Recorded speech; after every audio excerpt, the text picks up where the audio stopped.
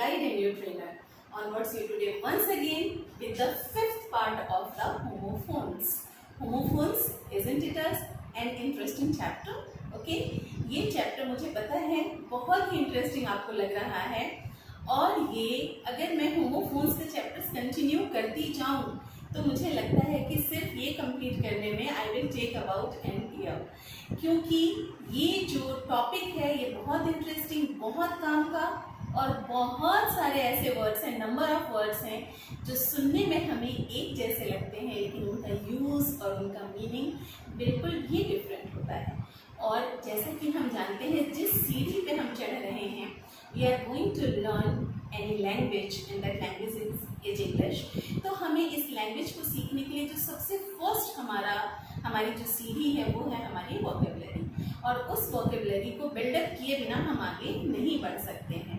तो बाकी चीज़ें तो हम कंटिन्यूसली करते ही चले जा रहे हैं, बट अलॉन्ग विद दैट हमें अपनी वोकैब को बहुत अच्छी तरीके से बिल्डअप करना है। तो बस उसी सीरीज में हम आगे बढ़ रहे हैं और होमोफोन्स का फिफ्थ पार्ट में लेकर के आई हूँ आज, और डेफिनेटली ये चैप्टर भी बहुत इंटरेस्टिंग होने को जा रहा है। इसे आप पूरा देखें, एंड तक समझें और एक ही बार में अपने माइंड में सेट कर लें, क्योंकि मैं इतने ईजी वे में आपको एक्सप्लेन करने वाली हूँ। Then why to get late, please you can start. So first word जो है हमारा वो है TAIL, टेल। क्या पढ़ेंगे हम इसे? TAIL, tail. और बचपन से ही अगर आपसे टेल का मीनिंग पूछा जाता है बहुत अच्छे से बता सकते हैं, ठीक है ना। टेल एक नाउन होता है क्योंकि ये किसी चीज का नाम है, और इसे हिंदी में हम कहते हैं पूंछ। हिंदी में हम इसे बोलेंगे पूंछ। एनिमल्स की पूंछ होती है ना, so that is Poonch. Okay, तो हम ये इसका एक एग्जाम्पल ले लेते हैं, that cow drives mosquitoes and flies by its tail।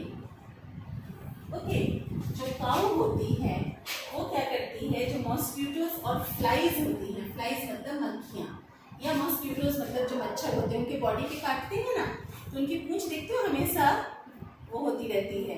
They use to wave their tail, वो अपने टेल को हिलाते रहते हैं। Why? Because they drive mosquitoes and flies from their body. Okay, अब नेक्स्ट आ गया हमारा TALE, टेल। ये भी एक नाउन वर्ड है। ओके, इसे भी हम प्रोनाउंस TALE, टेल ही करेंगे, जिसका मतलब होता है काल्पनिक कहानी। कहानी तो है, लेकिन कैसी कहानी है वो? काल्पनिक है, इमेजिनरी स्टोरी है। आपने सुना होगा ना fairy tales, FAIRY, fairy tales means परियों की कहानी। तो क्या परियां होती हैं? देखा है कभी आपने? लेकिन बच्चों की दुनिया में होती हैं, क्योंकि वो कल्पना से भरे हुए होते हैं, वो हमेशा इमेजिन करते रहते हैं, वो ड्रीमी वर्ल्ड में रहते हैं, ठीक है ना। तो ये जो ऐसी कोई भी एक कहानी, और सिर्फ फेरी टेल्स ही क्यों, बहुत सारे ऐसे राइटर्स होते हैं जो कि इमेजिनेशन के बेसिस पे बहुत बड़े बड़े स्क्रिप्ट लिखते हैं, बहुत बड़ी बड़ी कहानियाँ लिखते हैं, ठीक है ना। तो ऐसी कहानी जिसका वास्तविकता से कोई लेना देना नहीं है, वो सिर्फ एक इमेजिनेशन है, लेकिन हाँ, जब आप पढ़ते हो तो आप अपने आप को फील करते हो कि really are living in the same world, या आप उसको अपने आप के साथ कनेक्ट कर लेते हो, ठीक है ना। इतनी अच्छी तरीके से उसको लिखा जाता है। तो दैट इज अनदर थिंग कि कितनी अच्छी तरीके से लिखा जाता है या नहीं लिखा जाता। यहाँ बात सिर्फ इतनी है कि जो कल्पना से भरी हुई कहानी होती है उसे हम क्या कहते हैं? टेल। ओके, और मैं एक एग्जाम्पल दे सकती हूँ कि children like the fairy tales. Fairy tales, ठीक है। अब ये गलती तो नहीं करेंगे आप, फेरी ये टेल तो नहीं लगाएंगे यहाँ पे टेल और यहाँ टेल्स, ठीक है ना। मैंने इसे प्लूरल कर दिया है। नेक्स्ट वर्ड है हमारा OUR। क्या प्रोनाउंस करेंगे आप इसे? OUR, आर या आवर, ठीक है ना। कई बार आप इसे आवर बोलते हैं, आर या आर, दोनों ही कंडीशन में आप इसे प्रोनाउंस कर सकते हैं, आवर भी बोल सकते हैं, आवर, ठीक है। दोनों ही कंडीशन में आप प्रोनाउंस सही कर रहे हैं, ठीक है।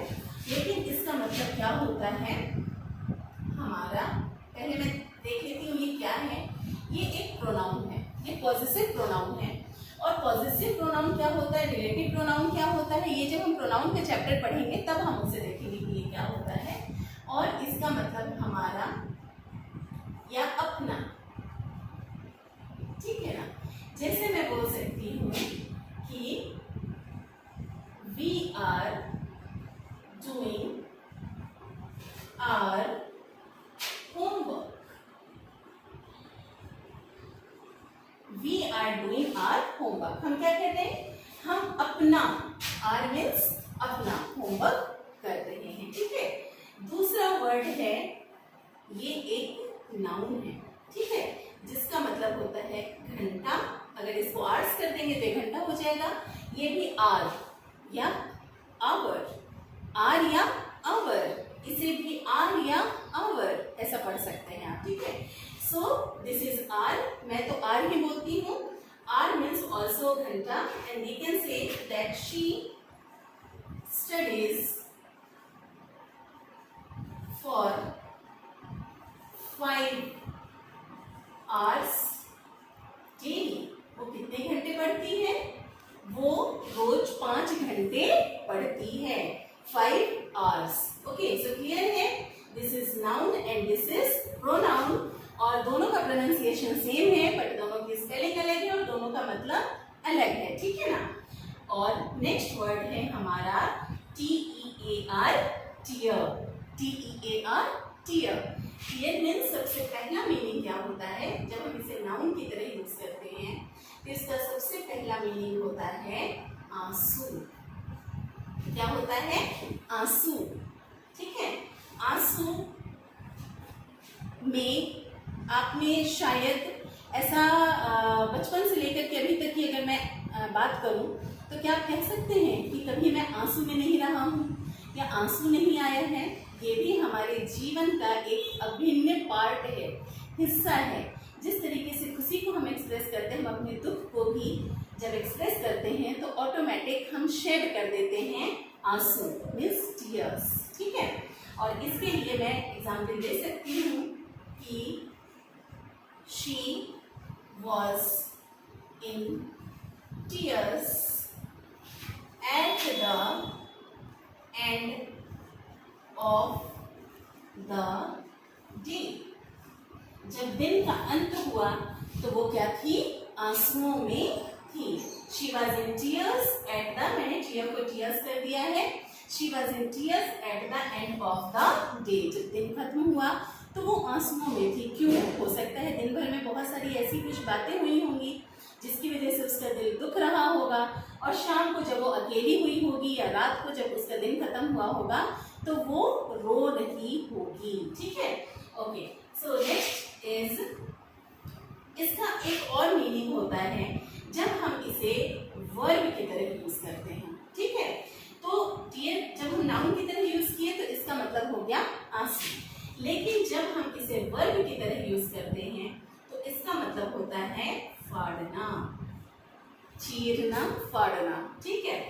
तो आपने देखा होगा ना कि बच्चे कई बार अपनी नोटबुक उठाते हैं और बस एक पेज निकाला और निकाल के अलग कर दिया।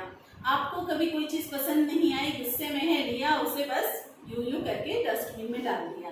So what is that, what are you doing, you are just tearing it. आप इसे टीयर कर रहे हैं। और टीयर जब यहाँ वर्ब है तो इसके 3 फॉर्म्स भी होंगे। इसके 3 फॉर्म्स होते हैं टीयर, TORE, टोर, और TORN, torn. Tear, tore and torn. Okay, first form, second form means present form, past form and past participle form, ठीक है। तो ये 3 फॉर्म हो गए इसके टीयर के। और इसे हम ऐसे बोल सकते हैं कि she was tearing, मैंने इसको प्रेजेंट पार्टिसिपल फॉर्म में यूज किया है यहाँ पे। she was tearing a page of her notebook। वो अपनी नोटबुक का एक पेज क्या कर रही थी, वो टियर कर रही थी, मतलब कि वो फाड़ रही थी। ठीक है। अच्छा, एक मतलब और मैं बताऊंगी आपको, टियर एक नाउन भी होता है। ठीक है, नाउन भी होता है, और नाउन का मतलब यहाँ पे होता है आपका छेद। ठीक है, छेद। ओके, जैसे फॉर एग्जाम्पल मैं ये बोल सकती हूँ कि you have a tear in at the back side, at the back side of your trousers। जो तुमने ट्राउजर पहना हुआ है उसके पीछे में क्या है, एक टियर है, मतलब क्या है, एक छेद है। ठीक है, यहाँ पे छेद को हमने नाउन की तरह यूज किया है, तो यहाँ पे हम देख सकते हैं टियर को मैंने नाउन की तरह 2 बार यूज किया है, जिसका एक मतलब आंसू होता है, एक मतलब छेद भी होता है, छेद की जगह फटा हुआ भी हो सकता है। ठीक है ना, और जब हमने वर्ब की तरह यूज किया है तो उसका मतलब क्या होता है, फाड़ना। ठीक है। ओके, अब नेक्स्ट वर्ड है हमारा TIER। इसे क्या पढ़ते हो आप? इसे मैंने कई बार लोगों को बोलते हुए सुना है, टायर। और स्पेशली जब आप ट्रेन ट्रैवलिंग की बात करते हो, जब आप बात करते हो कि आपका रिजर्वेशन है, तो आप ऐसे बोलते हो कि AC 3 टायर में या AC 2 टायर में मेरा रिजर्वेशन है। तो क्या ये सही है? ये बिल्कुल गलत है। सबसे पहले तो इसका प्रोनाउंसिएशन होता है टियर। जैसे आप टियर आंसू के लिए बोलते हैं, same pronunciation you have to do for this also. इसका प्रोनाउंसिएशन भी टियर ही होता है, और ये एक नाउन है। ठीक है, ये एक नाउन है, और इसका मतलब जो होता है वो मैं आपको ऐसे बताती हूँ कि जब कोई चीज एक के ऊपर अरेंज की गई हो, एक के ऊपर दूसरा, दूसरे के ऊपर तीसरा, ऐसे अरेंज किया गया है, तो उसमें से जो कोई एक सतह है, एक परत है, ठीक है ना, या एक सीट है, उसे आप टियर बोलते हो। जैसे कि जब आप ट्रेन में जाते हैं तो जो नाम क्यों पर रखे गए हैं 3 tier, okay, AC 2 tier. 2 tier में एक लोअर टियर होता है, एक अपर टियर होता है। 3 टियर में लोअर, मिडिल और एक अपर टियर होता है। तो उसमें से अगर आपने बोला कि मैं सबसे नीचे वाले सीट पे बैठी हूँ, तो you can say that I am sitting on the lower tier of the train. Train से मतलब मेरा यहाँ बोगी, जिस बोगी में आप हैं, आप ऐसा समझ सकते हैं। दूसरे तरीके से आप ये भी ले सकते हो एग्जाम्पल कि we are sitting on the top tier of the stadium. मैं एक एग्जाम्पल और ले लेती हूँ कि we are sitting on the top tier of the stadium. आप स्टेडियम में भी देखते हैं कि जो सीट्स का अरेंजमेंट, जो सीटिंग अरेंजमेंट होता है वो कैसा होता है, वो एक के ऊपर एक, लाइक स्टेयर्स। ठीक है ना, जैसे स्टेयर केस हो, बिल्कुल उस तरीके से वो अरेंज्ड रहते हैं। ऐसे ही आप किसी टॉकीज में जाते हो, किसी सिनेमा हॉल में जाते हो, तो वैसे ही टियर लाइक स्ट्रक्चर होता है, means they are arranged in a sequence, one after another. और टियर का मतलब जो उसमें से एक पर्टिकुलर सीट जो होगी उसे आप क्या बोलेंगे, टियर बोलेंगे। ओके, नेक्स्ट वर्ड है आपका BLUE, ब्लू। ब्लू का मतलब क्या होता है, ब्लू मीन्स होता है नीला, और नीला किसी की क्वालिटी बता रहा है, इसलिए ये है एडजेक्टिव। ठीक है, एडजेक्टिव है, और इसका मतलब जैसा कि मैंने बोला नीला होता है, और मैं ये कह सकती हूँ the sky is blue. The sky is blue today भी लगा देती हूँ। आकाश आज कैसा है, आज नीला है। ठीक है ना, मतलब क्लियर है इस तरीके से। The sky is blue today। ठीक है, ये फॉर्मल सेंस में होता है। कई बार नॉन फॉर्मल, इनफॉर्मल सेंस में ब्लू का मतलब क्या होता है, सैड। और मैंने आपको इडियम्स और फ्रेजेस में भी बताया कि she is in blue today, मतलब वो कैसी है, वो आज बहुत ही ज़्यादा गमगीन है, वो बहुत ही ज़्यादा दुखी है। तो जब दुखी होना, उदास होना, तो उसको इन ब्लू भी कहते हैं, इसे आप वैसे यूज कर सकते हैं, ठीक है। और दूसरा वर्ड है BLEEW, इसे भी हम पढ़ते हैं ब्लू। और ये ब्लू क्या है, ये ब्लू है BLOW blue, BLEW blue and BLOWN ब्लून।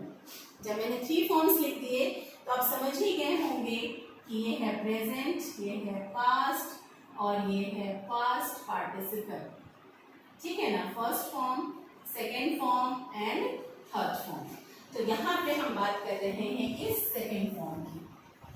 ये ब्लू मीन्स बचाया, ठीक है ना, BLOW blow, blue and blown, ठीक है।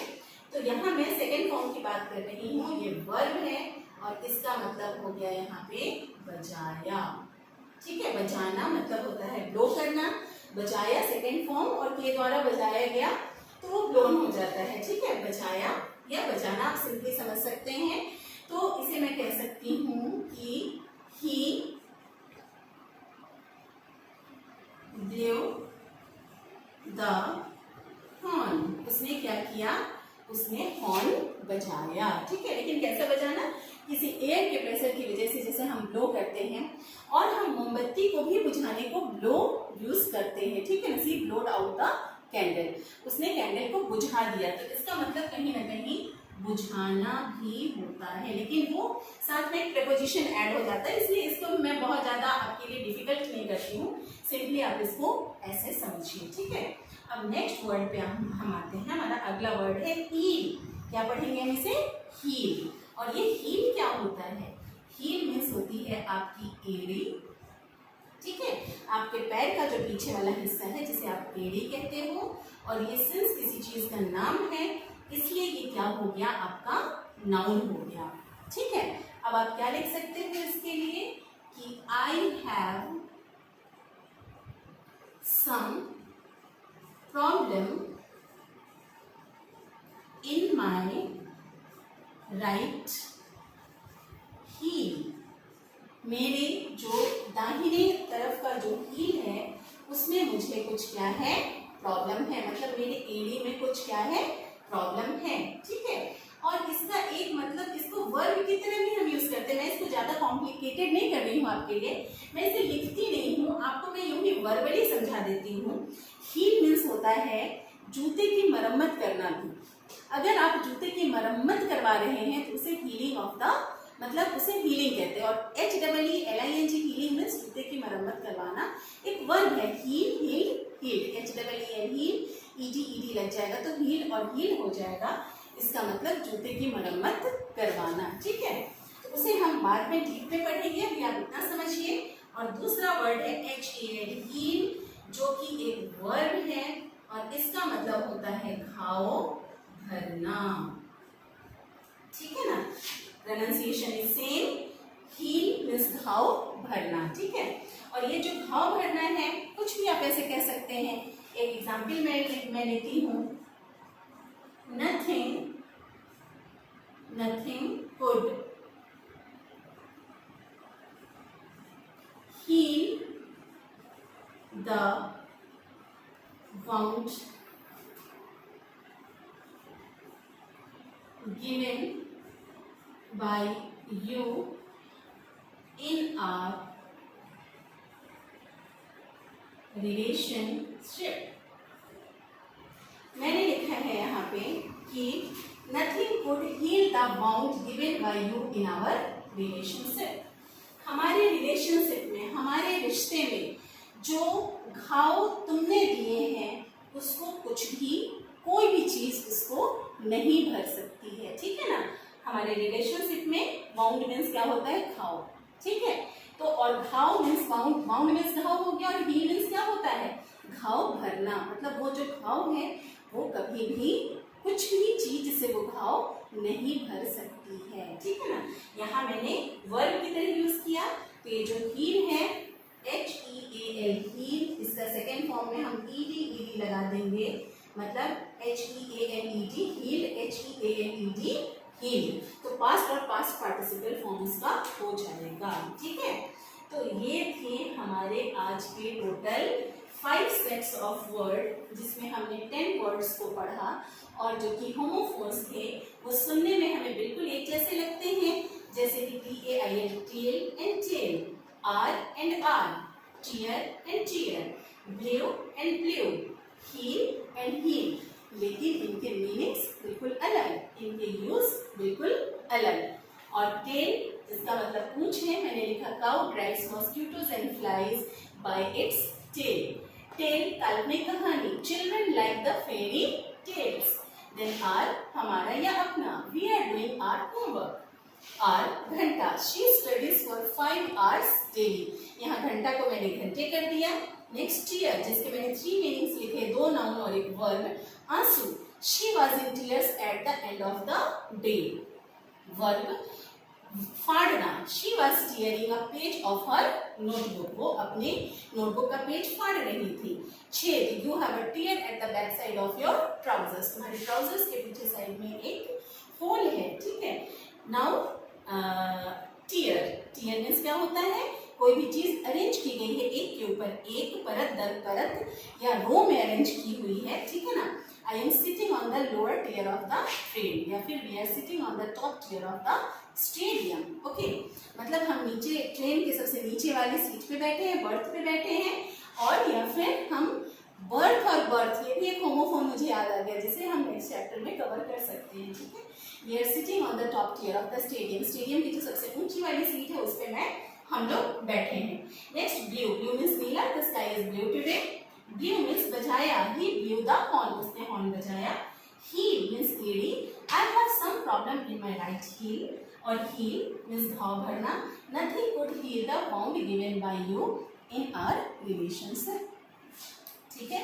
तो ये थे आज के total 10 words, 5 set of words, जो कि होमोफोनिक वर्ड्स थे, होमोफोन्स थे, सुनने में एक जैसे, लेकिन इसका डिस्क्रिप्शन बिल्कुल अलग होता है।